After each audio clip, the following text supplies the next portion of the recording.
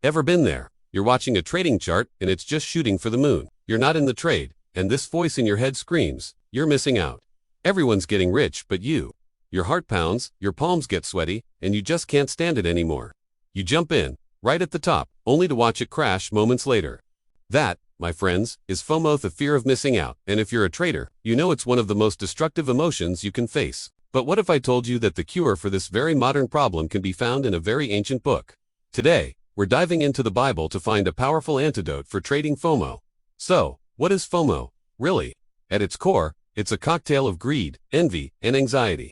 It's the feeling that others are having more rewarding experiences than you are. In trading, it's seeing others post huge gains on social media or watching a stock you almost bought skyrocket without you. This feeling pushes us to abandon our well-thought-out trading plans and make impulsive, irrational decisions. We chase hot stocks, over-leverage our positions, and ignore all the red flags, all because we can't bear the thought of being left behind. It's a fast track to blowing up your account. Now, let's turn to our first biblical principle, contentment. The Apostle Paul, writing from a prison cell, of all places, said in Philippians 4:11-12, I have learned, in whatever situation, I am to be content. I know how to be brought low, and I know how to abound. Think about that. He learned contentment. It wasn't a natural feeling. It was a disciplined skill he developed. Contentment in trading means being satisfied with your own journey, your own strategy, and your own profits, however small they might seem compared to others. It's about being grateful for the gains you do make, instead of being envious of the gains you didn't. When you're content, you're not desperately chasing someone else's P&L. You're focused on executing your own plan flawlessly. The goal shifts from making all the money to sticking to my rules. And guess what? That's where consistent profitability lies. The antidote to the greed part of FOMO is true, learned contentment.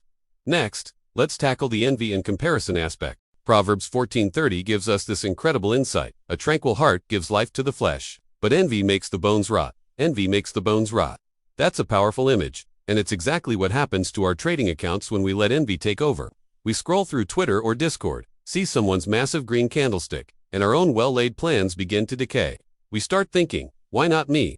We abandon our strategy that's designed for our risk tolerance and our personality, and we try to copy someone else's trade, someone whose situation is completely different from ours.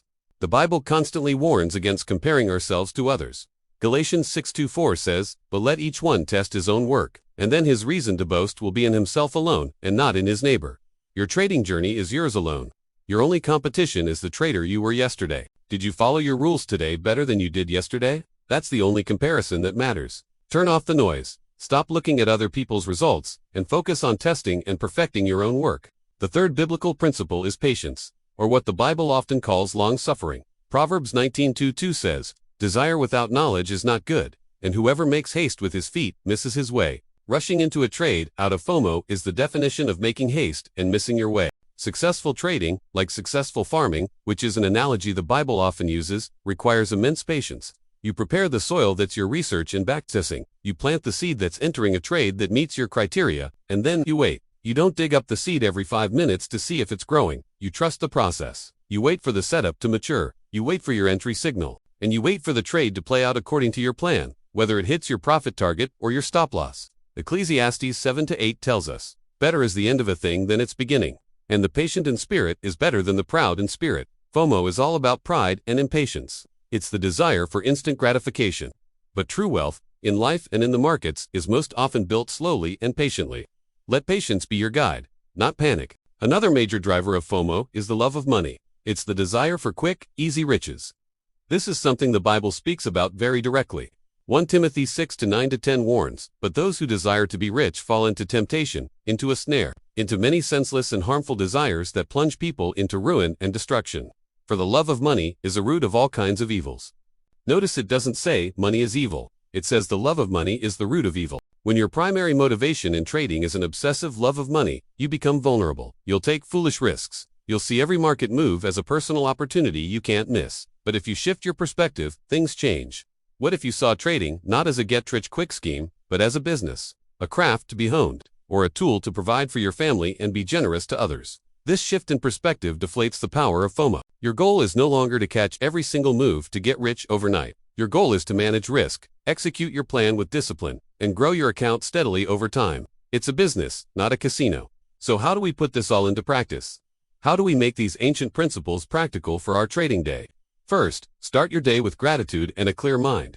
Before you even look at the charts, remind yourself of what you're thankful for. This cultivates contentment. Second, have a written trading plan and review it every single day.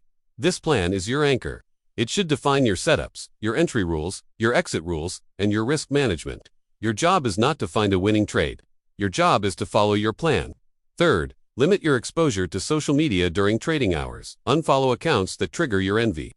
Remember, you're running your own race. Comparison is the thief of joy and profit. Finally, practice patience through things like meditation or prayer. Before entering a trade, take a deep breath. Ask yourself, is this trade part of my plan, or am I feeling FOMO? This simple pause can be the difference between a disciplined trade and a disastrous one. Let's be clear, this isn't easy. These are disciplines, muscles that need to be trained every single day.